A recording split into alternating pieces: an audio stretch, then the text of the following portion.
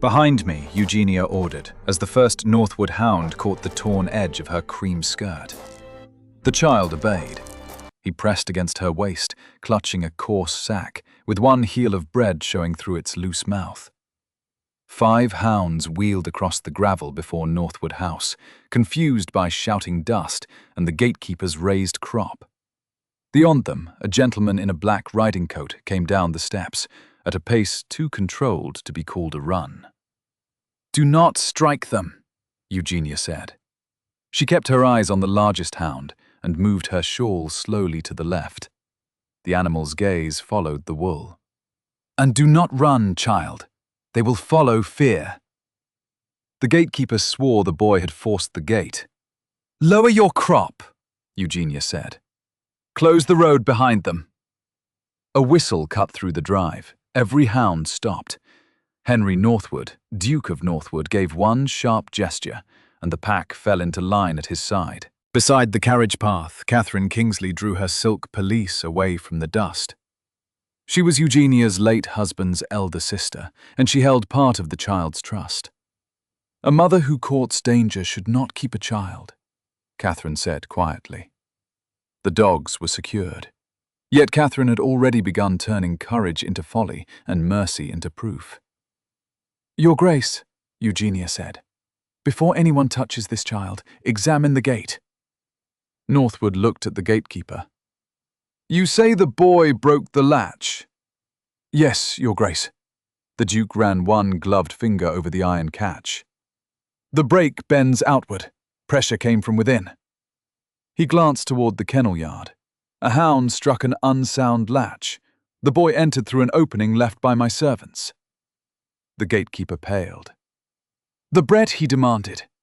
Cook's boy threw it by the ditch," the child whispered. "Said the dogs would have it." Northwood turned to a footman. "Take you to the relief steward. Feed him." He is not for the constable. The boy's grip loosened. As Eugenia moved, the small ivory pitch pipe in her pocket fell upon the gravel. Northwood retrieved it before Catherine could. One edge was chipped from years of use. "I am told you once taught music, Mrs. Tremaine." "I did, Your Grace. I am opening a school for the orphaned children on this estate. It requires a music mistress, a salaried post with written terms." He held out the pipe. "Anyone who can quiet frightened creatures without cruelty may do the same for frightened pupils." The offer was not charity. He had made that plain before pride could make her refuse. Catherine smiled. "A duke's wages will not prove Eugenia a fit mother." There it was. Flora turned into a threat without even being present. Eugenia took the pitch pipe. A wage would buy food without asking the Kingsley trustees. Written terms might buy something rare, ground that did not shift when Catherine entered a room. "I shall review the contract. Tuesday, 10 o'clock. Northwood did not praise her courage or make a spectacle of gratitude. He looked once at the torn place in her skirt, then at the boy being led toward the servants' hall, as though both facts had been entered into a record he meant to keep. Catherine entered her carriage. "I hope the post proves worth its price." Eugenia watched the wheels carry her away. She knew Catherine was not speaking of wages. On Tuesday, Northwood's study contained no object without a purpose. The ledgers stood square upon their shelves. 3 letters lay aligned beside the inkstand. A small brass weight held down the school plans, though no window was open. Eugenia had known men who created disorder and called it freedom. The Duke appeared to regard disorder as a personal affront. She sat opposite him in her best morning gown. Its black had faded to charcoal at the seams, but the cuffs were clean and the collar freshly turned. Northwood placed a contract before her. 30 pupils at the beginning, he said. 2 mornings of musical instruction, and 1 full rehearsal each week. Wages paid quarterly by the estate steward. Lodging is not included, so your residence remains your own.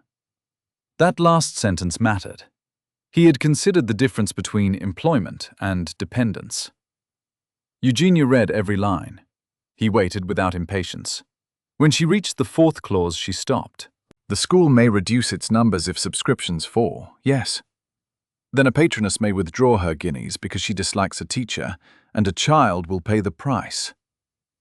The subscriptions are intended to supplement the estate fund. Intention is not protection. His eyes lifted. What wording do you propose? She had expected resistance. The absence of it required a different sort of courage. No pupil admitted to the choir should be dismissed for want of subscription unless you sign the decision yourself. My wages should come from the estate account, not the ladies' collection. And the music books must belong to the school, not to whichever donor has her name stamped upon the cover. One corner of his mouth altered. It was not quite a smile. You have improved 3 clauses and insulted half the county in less than a minute. I have not named anyone, Your Grace. You did not need to. He drew the contract back and amended it in a hand as sharp as engraving. He did not soften her terms. He made them more exact. You prefer obligations to good faith, he said. Good faith is very pleasant when one has money enough to survive its failure. He sanded the fresh ink. And when one has not, one asks for signatures. This time the faint smile appeared fully, though only for a moment. Northwood opened a drawer and took out the pitch pipe. Eugenia stared. The chipped edge remained, but someone had smoothed it so it could no longer cut her fingers. He had not replaced it with a costly trifle. He had preserved what it was. An AI, believe he said. A little flat in damp weather. She lifted it to her lips and sounded the note. Clear, plain, familiar.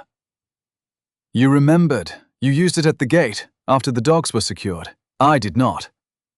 No. You held it in your hand. Your thumb covered the vent. He paused. I asked the instrument maker. He had noticed an object she had thought invisible, then learned its exact use without turning the kindness into display. Eugenia set it beside the contract. My husband used it when he taught village boys to sing. He believed every child could find a note if given long enough. Was he correct?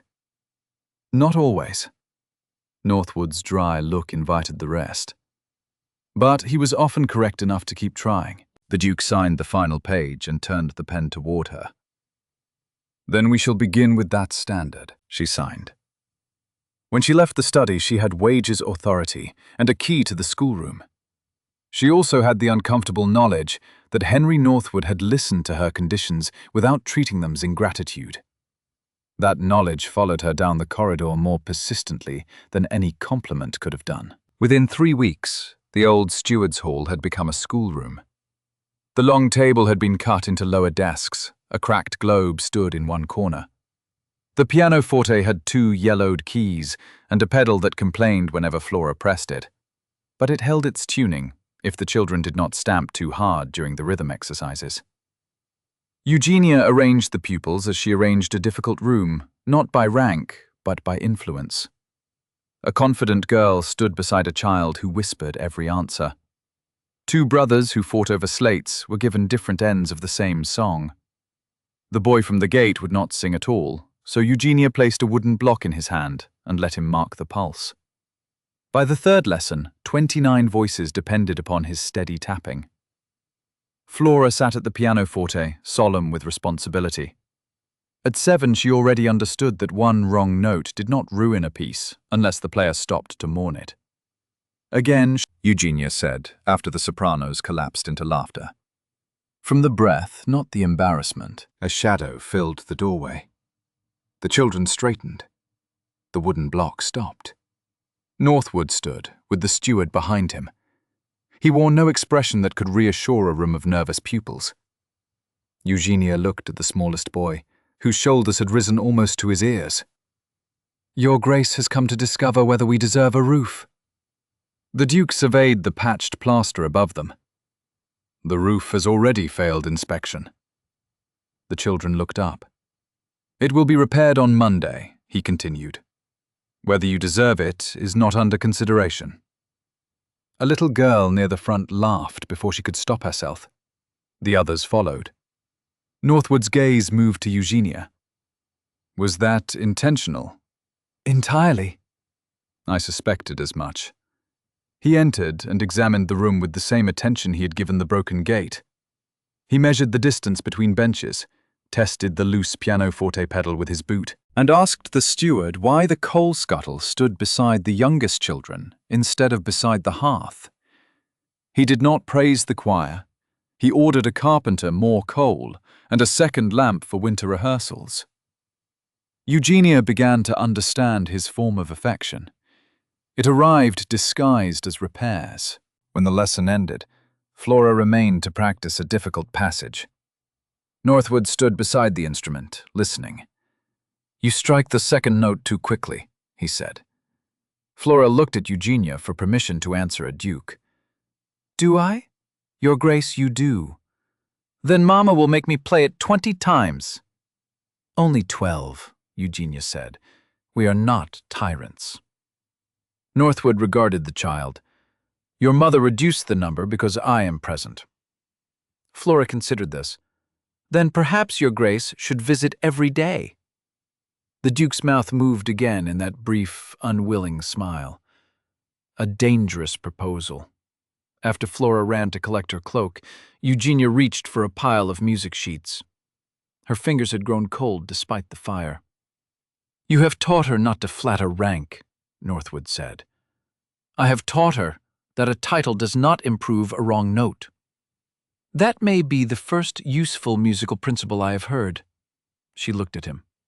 "You dislike music." "I dislike performances that expect admiration merely because they have begun." It was so precisely him that she laughed. The sound surprised her. His gaze remained on her a moment longer than courtesy required. Then carriage wheels sounded outside. Catherine entered before the footman could announce her. She wore blue silk and concern with equal perfection. Lady Arbuthnot and 2 other patronesses followed, drawn by the promise of inspecting the Duke's newest charity. "My dear Eugenia," Catherine said, "how industrious you look." Eugenia heard the insult beneath the compliment. Industry was admirable in a servant, and faintly humiliating in a gentlewoman. "Lady Arbuthnot," she said before Catherine could control the room, "Flora has been practicing the hymn your mother favored. Would you honor us by choosing whether it should open the concert?" Lady Arbuthnot brightened at once. Her opinion now mattered before Catherine's did. Catherine moved toward Flora. "A concert I had not realized my niece was to be exhibited among." She glanced at the children and selected a gentler word. "Strangers." "The pupils know her better than many relations do," Eugenia replied. One patroness hid a smile behind her glove. Catherine's expression did not change. "A mother's duty is to protect her daughter's station. Mud does not become virtue merely because one steps into it deliberately." The room quieted. Eugenia knew where every gaze had gone. Lady Arbuthnot watched Northwood. The other women watched Lady Arbuthnot. The children watched Eugenia. Catherine wanted anger. Anger could be repeated later without its cause. Eugenia poured tea. "Flora is learning the lesson His Grace has placed at the center of this school," she said, offering the first cup to Lady Arbuthnot. "Rank is safest when it is useful. I should be ashamed to teach her less than the Duke of Northwood requires of himself." Northwood said nothing. He did not rescue the exchange by speaking over her. He merely inclined his head, confirming the truth of her claim. Catherine could not attack Eugenia without attacking the Duke, before 3 women who carried every sentence in Kent from breakfast to supper. "How admirable," she said at last. "We shall see whether the magistrates share the enthusiasm." She left without taking tea. The room breathed again. Eugenia directed the children back to their places. She corrected a missed entrance assigned Lady Arbuthnot the opening hymn, and persuaded the patronesses to contribute enough for new copybooks. Only after the last carriage departed did her hand begin to tremble. She gripped the back of a chair until the wood pressed crescents into her palm. Northwood returned from seeing the ladies out. Eugenia loosened her hand at once. He noticed.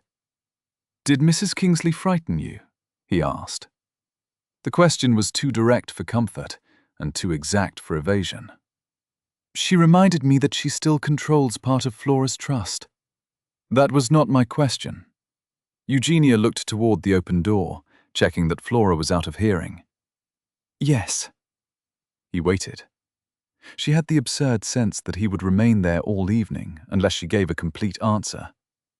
She can present concern as duty, Eugenia said. By the time anyone discovers the chain beneath the ribbon, the clasp is already shut.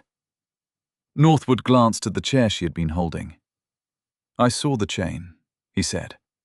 Warmth moved through her with such force that she resented it. Most people admired the winning answer. He had noticed the fear that followed it. She lifted a stack of music. Then I hope you also saw Lady Arbuthnot promise 12 copybooks. I did. You placed her where refusal would appear ungenerous. She wished to be generous. You made certain she wished it publicly. That is often the surest form of wishing. He took half the music from her arms without asking whether she needed help. He also did not take all of it. They walked to the cupboard side by side. The charity concert grew from an idea into a siege, conducted with seating cards. Northwood obtained written pledges from trustees.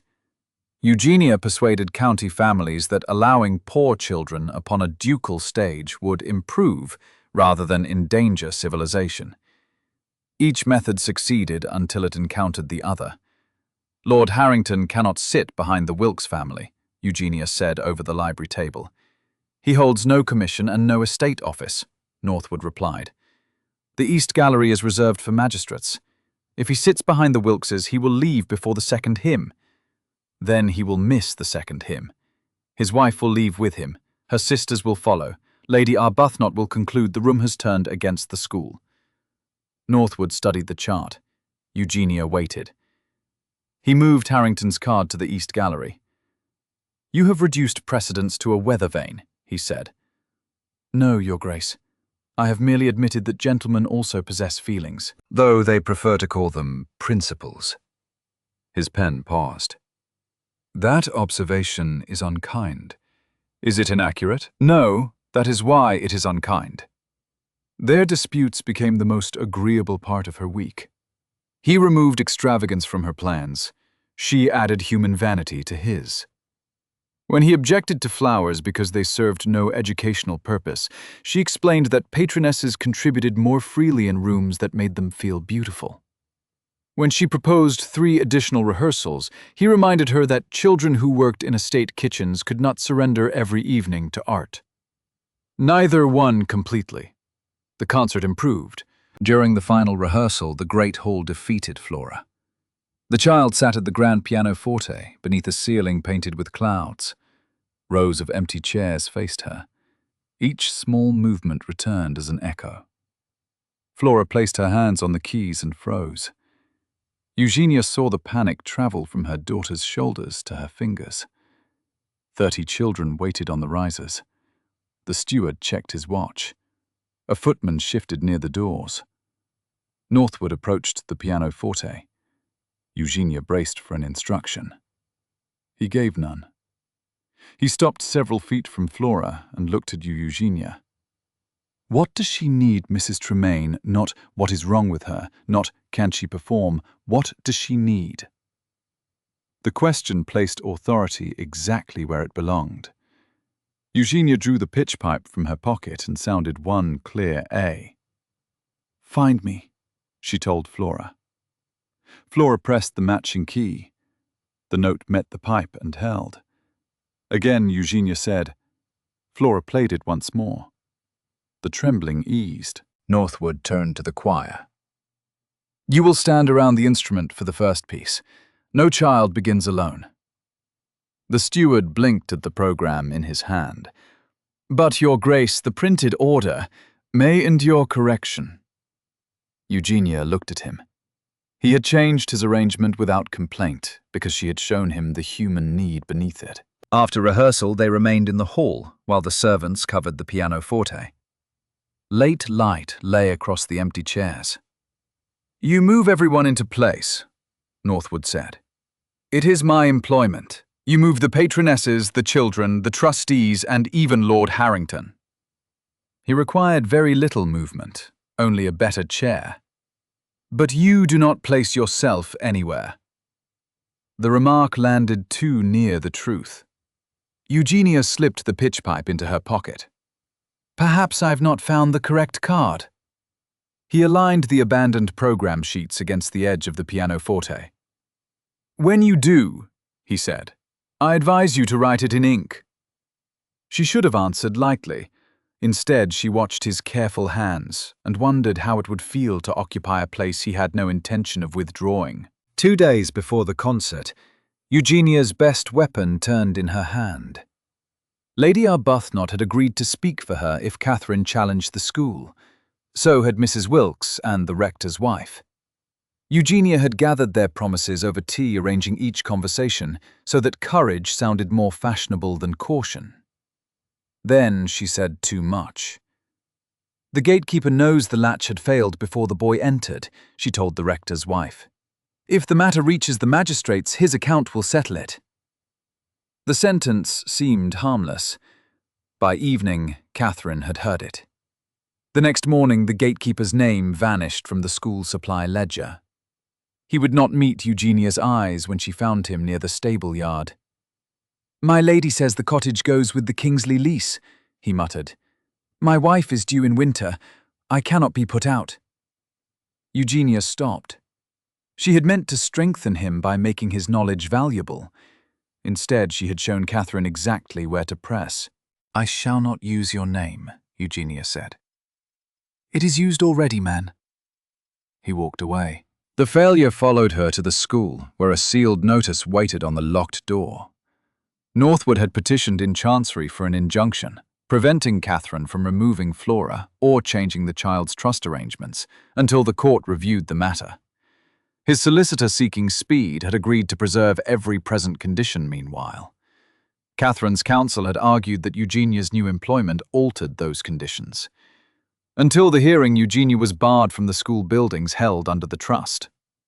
The words were clean. The harm was not. By noon, Catherine's version had reached every drawing room. Even the Duke of Northwood had found it necessary to remove Mrs. Tremaine from the children. Eugenia stood in the empty music room at twilight because Northwood had ordered the door opened long enough for her to collect her belongings. Her key lay useless upon the pianoforte. He stood near the window, one hand resting on the sealed notice. You exposed the gatekeeper before his position was secured, he said. She turned on him. And you secured my daughter by making her mother appear dangerous. The order prevents Catherine from taking Flora out of Kent.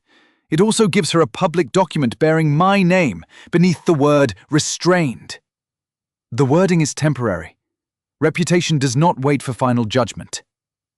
His face remained controlled, but the papers beneath his hand were no longer perfectly aligned.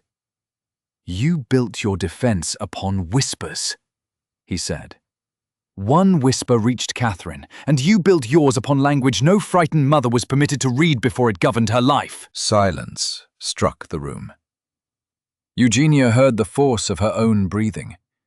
Anger had stripped away every polished answer she possessed.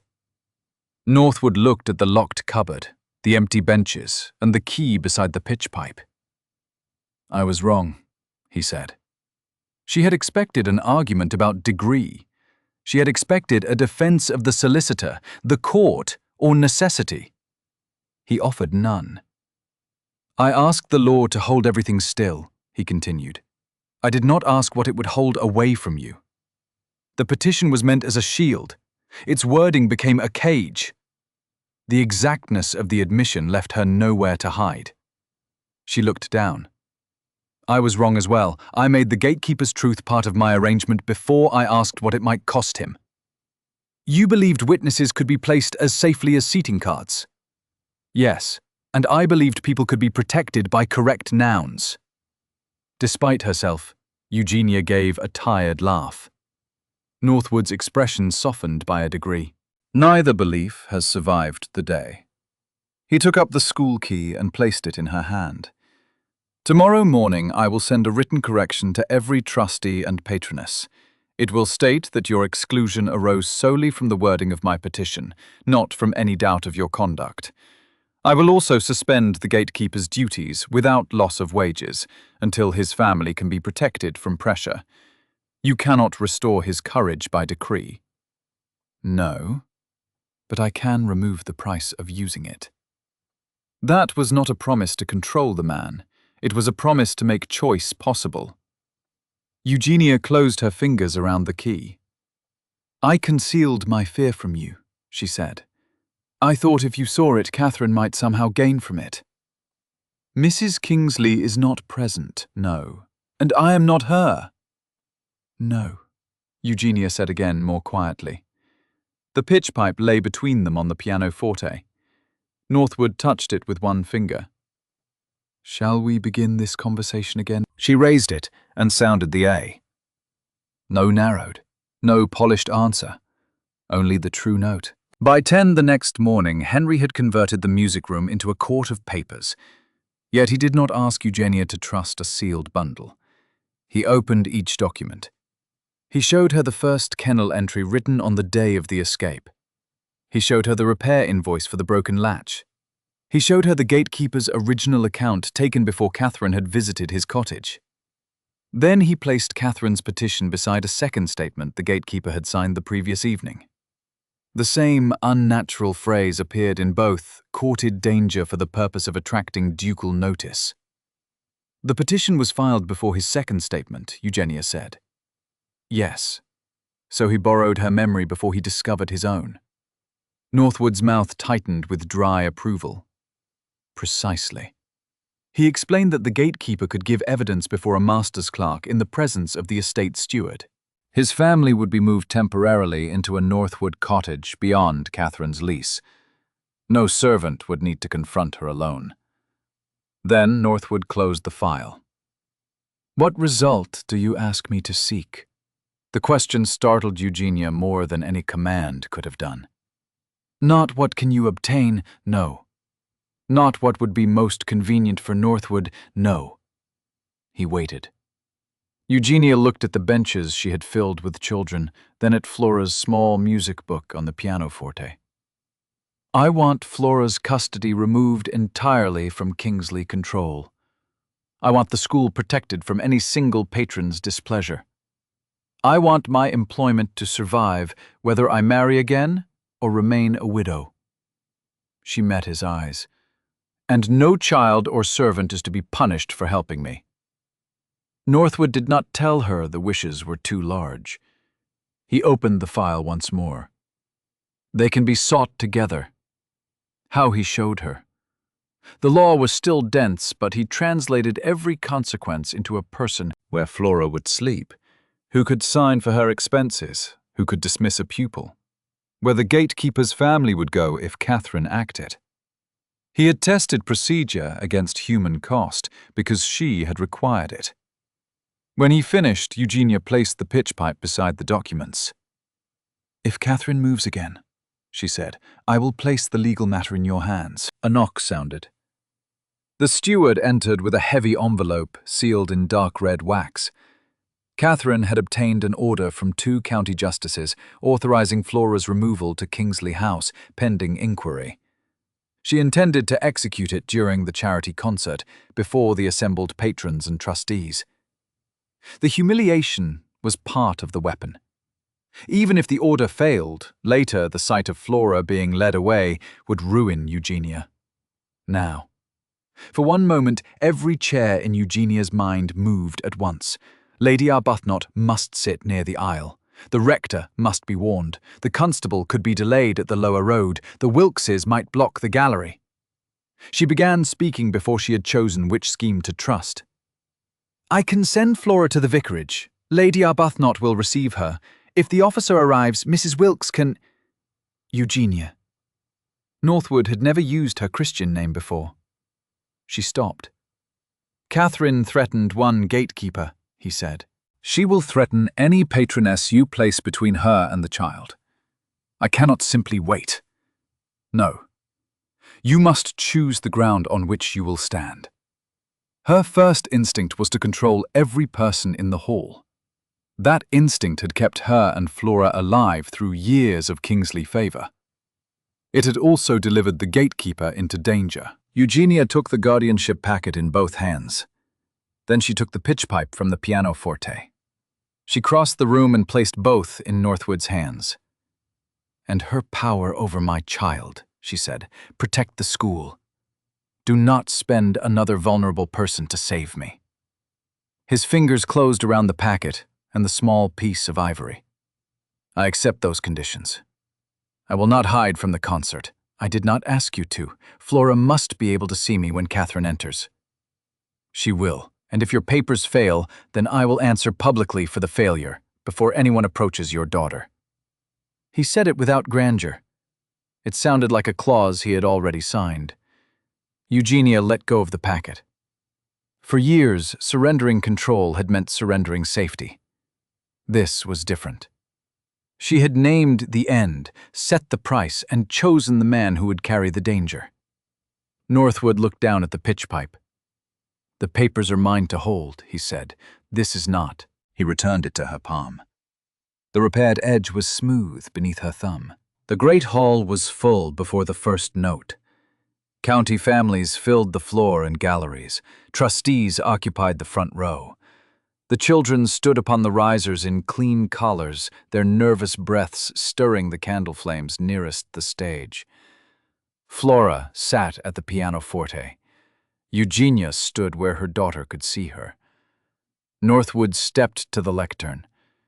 Before he could speak, the oak doors opened.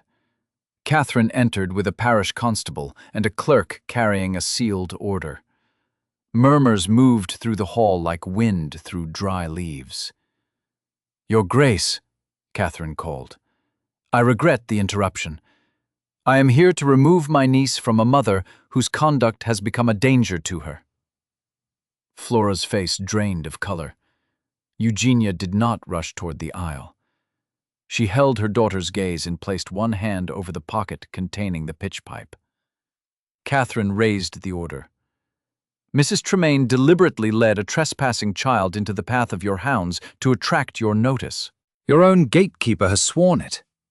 Such recklessness cannot be rewarded with custody." Northwood descended from the lectern. "You possess an order from 2 county justices," he said. "I possess an injunction sealed in chancery this morning. No removal may occur until the evidence has been examined." He handed the document to the clerk. The man read, the seal bowed, and stepped back. The officer followed. Catherine's composure thinned. "A delay does not alter the facts, no," Northwood said.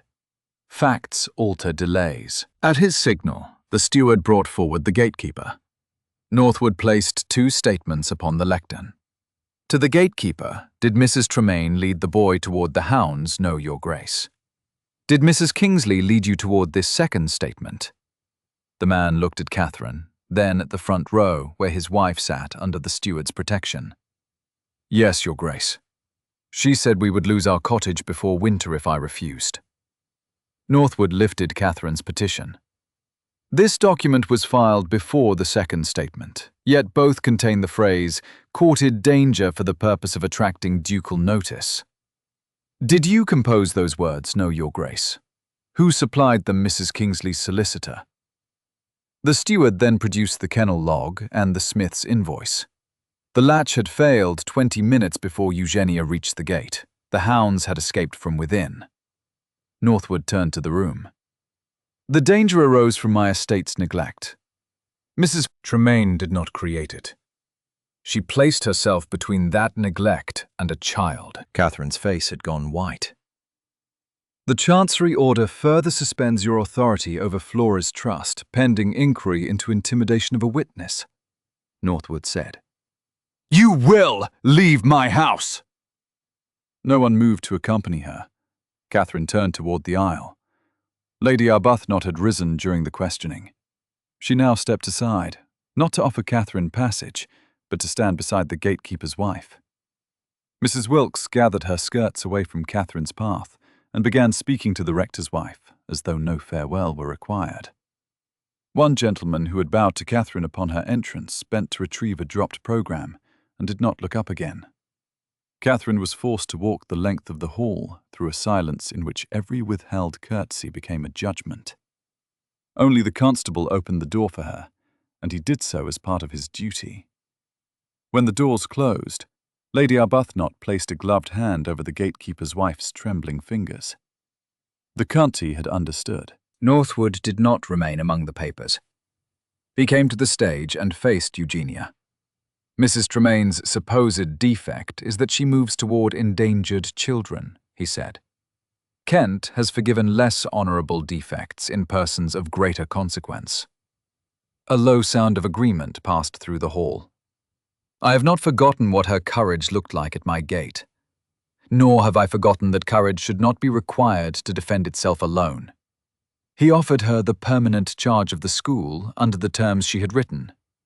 Then he paused. And I ask permission to court her with marriage as my declared intention, if she freely chooses me. The room became very still. For one heartbeat, the word marriage felt less like a promise than a door closing. Eugenia had once placed her name beneath a husband's and discovered how quickly other people believed that gave them authority over her choices. Catherine had called control duty. Trustees had called dependence protection. Even kind arrangements could become cages when the person inside them was not permitted to alter the terms. She looked at Henry. He had brought no contract to the stage. His hands were empty. He did not step closer when she hesitated, nor fill the silence with persuasion. He waited before the entire county, as patiently as he had waited while she read their first agreement. The space between his question and her answer belonged wholly to her. That was the difference. I accept the school, Your Grace. Hope entered his expression, but he still did not presume upon the rest. And I accept you, she said, though I reserve the right to amend your documents. I had counted upon it. The hall laughed softly. Flora laughed too, and the sound released the last tightness in Eugenia's chest. She drew out the pitch pipe and handed it to her daughter. Find the note. Flora sounded one clear A. The choir answered. By spring, the Northwood School belonged to an independent charitable trust. Its charter required several signatures to close it, but only Eugenia's judgment to govern its daily life. She and Henry had married quietly in the parish church. Marriage had not made him less exact. It had not made her less watchful. He still corrected badly numbered columns. She still seated feuding patrons beside the same charming pupil until they discovered a shared enthusiasm for funding copybooks. Flora opened each rehearsal with the old pitch pipe. The boy from the gate kept time for the younger children, no longer hiding behind anyone's skirt. Outside the schoolroom, the 5 hounds rested on the sunlit gravel. They had been trained never to cross the threshold without permission. Eugenia watched them through the open doors. Henry closed his ledger and took her hand. He did not stand before her as though courage belonged only to him. He did not stand behind her and demand that she prove it again. He stood beside her. Flora sounded the note, the hounds settled, and Eugenia safe enough at last to receive what she had always given.